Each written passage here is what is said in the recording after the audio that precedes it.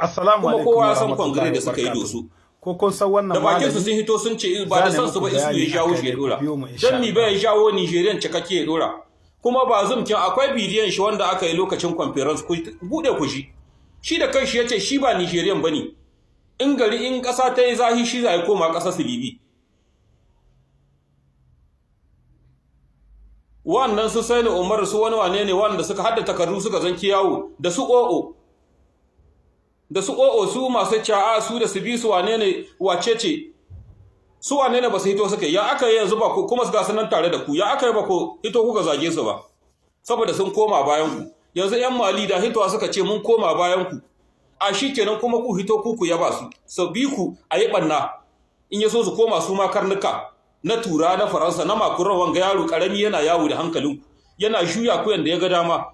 ku ba kushin kunya ma kuna African wasu shugabanninmu sun yi wahala sun nemo mu Africa incin ta ku kun zo kun sai da kuma mutuncin Africa kuma ayi shiru a kyale ku saboda ku kuke ku ne kuka yi duniya wannan ko ku kuka yi abin da arzikin ku kuka yi shi ko ko Faransa ta kirkiro arzikin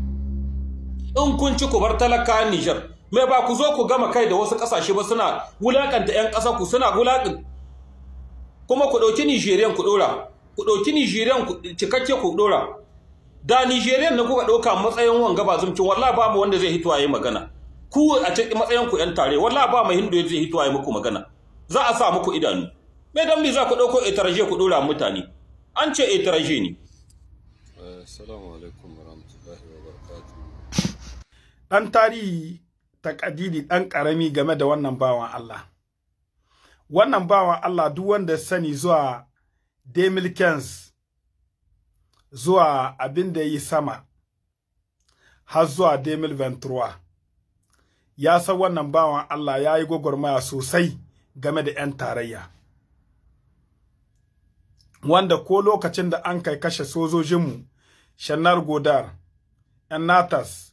da sauran abubuwan da kawo sojojin turawa a cikin ƙasar Nijar bawan Allah ya yi gwagwarmaya sosai akan ƙasar Nijar. Na sha tambayar kaina cewa wai bawan Allah nan da yi ta gwagwarmaya wancan lokaci ina shiki a lokacin da ma babu TikTok amma saman Facebook saman group na WhatsApp wannan bawan Allah yake yin lansan bidiyon ne game da ƙasa an sha kama mutane da dama a cikin ƙasar Nijar dangane da waɗanda suke fartajen group kinai suke fartajen kamar bidiyon ne cikin group-kansu an sha kama su lokacin su bazum wannan bawan Allah suna da association wadda ake cema Association d'Assistance au Nigérien shine president kinta kun ga takardun shi nan kuma lese fasar da an kai mai ce wadda aka dunkule shi daga nan yayi kaso anan kuma aka tura shi Niger yayi kaso akwai bokalukan da mun kai da shi yace wallahi rantsuwa yi da Qur'ani lokacin da aka kama shi aka so ai mai na irin na alitera a bashi kuɗi da mota ya komo yayi ban tarayya yace a'a shi gwagwarmayar da yayi na dan ƙasa shi tsohon soji ne